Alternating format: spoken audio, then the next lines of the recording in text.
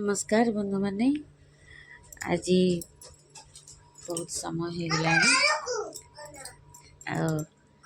आज YouTube blog T आरंभ करी माँ पुओ ए खाइबे पखाड़ भात आठी देसी पियाज कला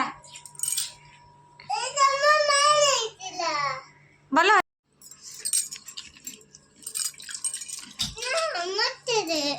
कौन करू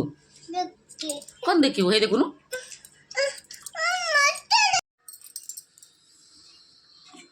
फ्रिज रे कल उषुना भात थिला ताकू गरम करुची खाइबे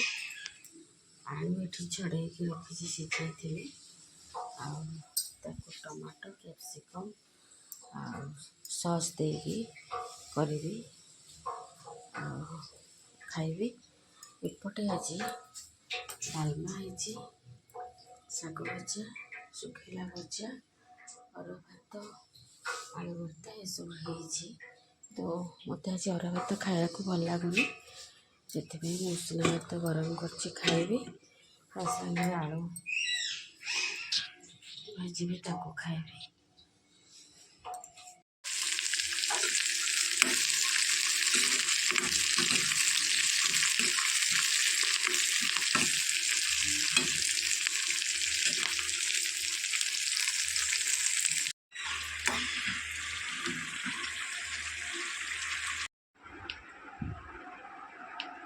खुशी